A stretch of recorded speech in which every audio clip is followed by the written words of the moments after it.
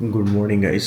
કોણે વિચાર્યું હતું કે મારી સવાર બ્લેક કોફીથી થશે? સવારમાં I don't prefer black coffee.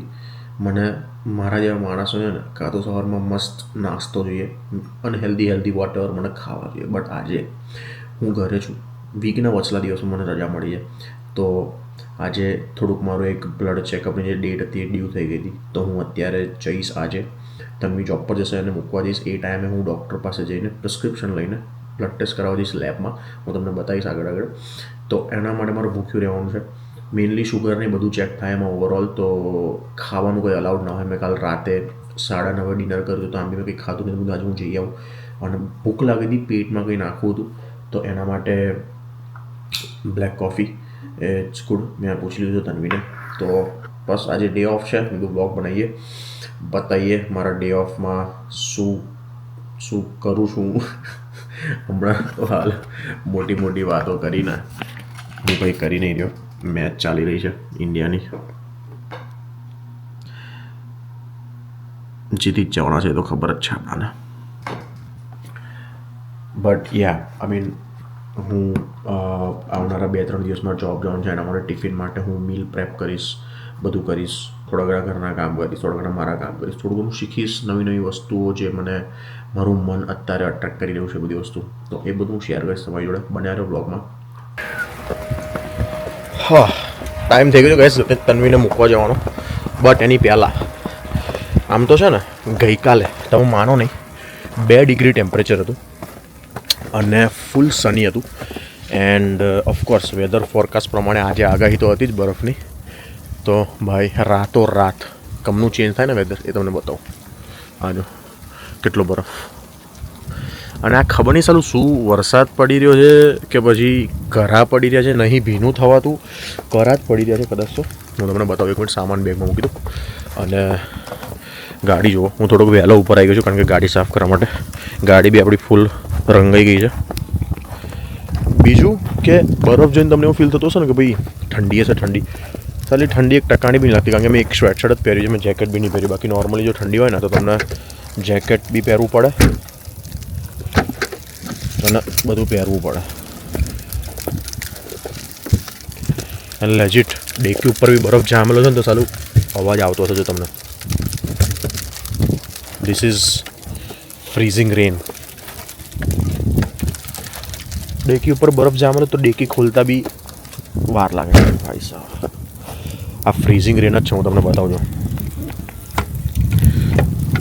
આજો દેખાય આમ, આજો થોડુંક દૂર ફોકસ થાય છે કે નહીં બઢિયા અવાજ આવતો હશે. This is not actual snow, this freezing rain. ઝીણા કરા પડે એવું કોને તો ચાલ. ગાડી સાફ કરીએ ફટાફટ, હવે ટાઈમ થઈ ગયો છે.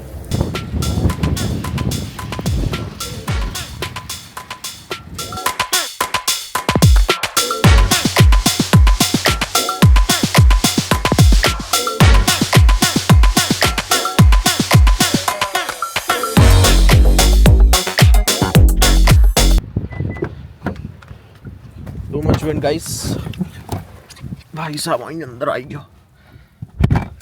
તમને મારા વાળમાં બરફ દેખાય? હાઈસ ભગવાન.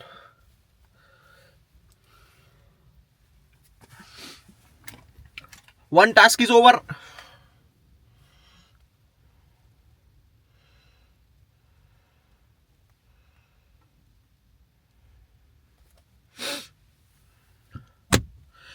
ગાઈઝ આજે મેં ગાળો ખાવાવાળા જ કામ કર્યા છે. હું તમને કહું કેમ. Because how can I forget કે મારું હેલ્થ કાર્ડ એક્સપાયર થતું હતું. હું હમણાં ક્લિનિક પર જવાનું હતો, એ તો સારું કે મને એકદમ રિયલાઇઝ થયું અને હું બહાર ઊભો હતો પાર્કિંગમાં અને મેં મારું હેલ્થ કાર્ડ કાઢીને એકવાર મેં ડેટ ચેક કરી, એક્સપાયર છે. મારે હવે એને રિન્યૂ કરાવવું પડશે અને 2 વીક તો નીકળી જ જશે એમાં. તો ડૉક્ટર પાસે જવાનું, સવારમાં ઉઠીને ના ખાવાનું, પોતાની ભૂખ દબાવવાનું વેસ્ટમાં ગયું. હું ડબ્બો લઈને આવ્યો હતો જોડે કે ડૉક્ટરને બતાવીશ, ઓટમીલ જે બનાવી હતી બ્રેકફાસ્ટ એક કરી લઈશ અને પછી ગ્રોસરી કરવા જઈશ. પણ હવે પ્લાન ફેલ. ગ્રોસરી કરીને મારે આવી પડી, ગ્રોસરી મેં કરી લીધી છે. હવે ઘરે જઈને મસ્ત નાસ્તો કરીશું એન્ડ પછી આગળનો દિવસ સ્પેન્ડ કરીશું આપણે. માં કસમ જો તન્વીને સાંજે ખાવા પડી, હું ડૉક્ટર પાસે નથી ગયો અને આ રીઝન છે. ઓફકોર્સ, કારણ કે હાઉ કેન સમવન ફોરગેટ? આવું થાય મારા જોડે. મેઇન વસ્તુઓ ભૂલી જાઉં, વગર ગામની વસ્તુઓ મગજમાં યાદ રાખો. એનીવેઝ, ચલો જઈએ ફટાફટ ઘેર. હવે બહુ ટાઈમ થઈ ગયો, બહુ બરફ પડે, બહુ પવન છે ભાઈ.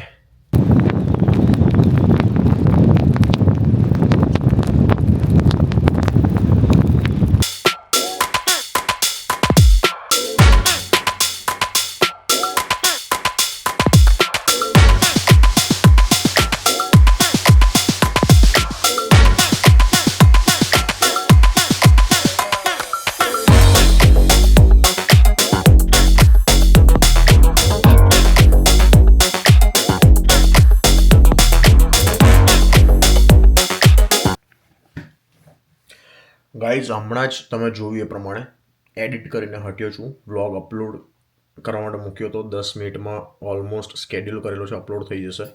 તમે જોઈ શકો છો એડિટિંગ પતી ગયું છે. હવે આને આપણે બંધ કરી દઈશું. એન્ડ એની પહેલાં છે ને ગાઈઝ, મને આ છેલ્લા એક વીકથી એમ બી મને એડિટિંગનો અને આ તે બધાનો વિડીયો મેકિંગનો અને બધી રીતનો મને બહુ ઇન્ટરેસ્ટ છે છેલ્લા ઘણા વર્ષોથી, બરાબર. બટ એઝ યુઝ્યુઅલ એક ઇન્ડિવિજ્યુઅલની લાઈફમાં જ્યારે બીજા બધા કામોને પ્રાયોરિટી આપવાનું હોય તો એ આપવું પડે.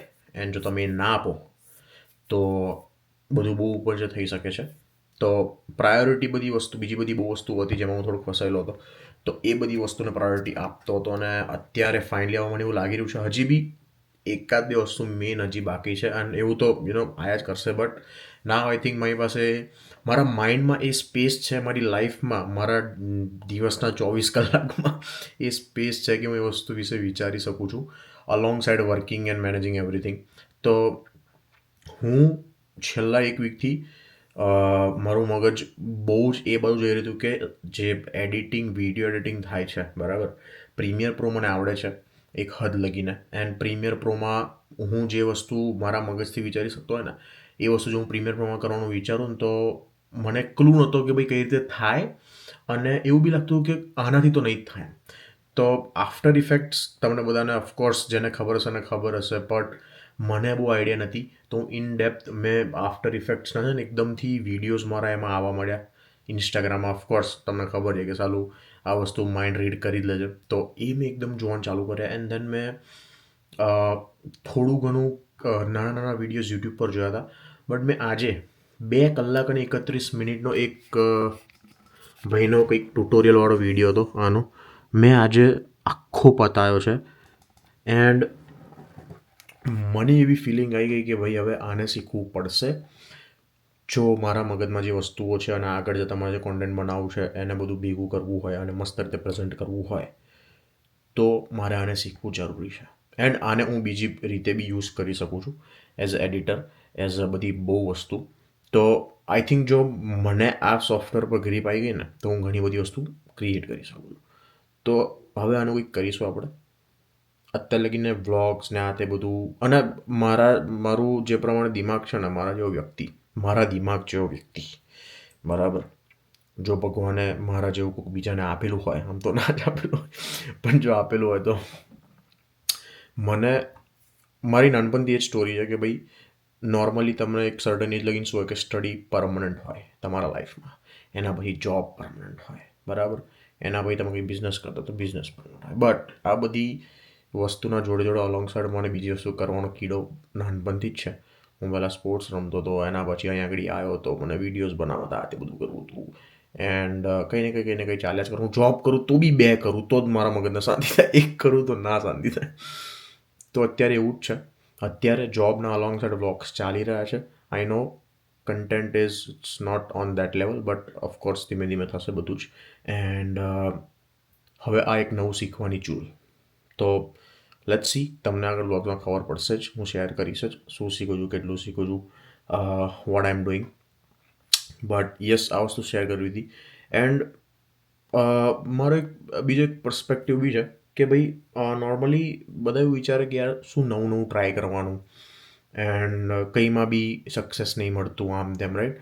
પણ જો હું આગળ જતાં હું એટલો મોટો થઈ ગયો કે લાખો લોકોને ઇન્ફ્લુઅન્સ કરવા માટે રેડી થઈ ગયો, તો હું મારી જર્ની શેર કરીશ ઓફકોર્સ, બટ ટૂંકમાં કહી દઉં તો અત્યાર લગીન મેં ઘણી બધી વસ્તુ ટ્રાય કરી છે અને સક્સેસફુલ નહીં થયો, પણ હું એવરી ટાઈમ નવી વસ્તુ ટ્રાય કરું છું. તો you never know, try something new. Maybe એ વસ્તુ તમને એમાં તમે માસ્ટરી લઈ લો અને તમને જ્યાં જવું છે લાઈફમાં, કે તમને જ્યાં લેન્ડ કરવું છે ત્યાં લેન્ડ કરાવી દે. તો નવી વસ્તુ ટ્રાય કરવામાં કોઈ દિવસ પાછળ પગલું નહીં લેવાનું, આગળ જ લેવાનું, ટ્રાય કરતું રહેવાનું. યુ નેવર નો, કઈથી કઈ બધી વસ્તુ બદલાઈ જાય. એન્ડ હા, ઇન્ટરેસ્ટ હોય તો, એવું નહીં કે આ કરે છે તો હું બી કરી લઉં. ફિયર ઓફ મિસિંગ આઉટમાં થઈને કોઈ બી વસ્તુ ટ્રાય નહીં કરવાની, બિકોઝ આજકાલ સોશિયલ મીડિયા પર બધું જ વેચાય છે. ફેકથી લઈને રિયલથી લઈને બધું જ વસ્તુ. તો ભાઈ બીજાનું ના જોશો, પોતાનું જુઓ, પોતાના લાઈફને એનાલાઇઝ કરો. 2 વર્ષ પહેલાં તમે ક્યાં હતા, 2 વર્ષ પછી તમે અત્યારે ક્યાં છો અને હજી ક્યાં જઈ શકો છો. તો બસ રિયાલિટીમાં રહો, સારા રહો, કર્મો તમારા સારા રાખો, વિચારો સારા રાખો, તો બધું જ થશે.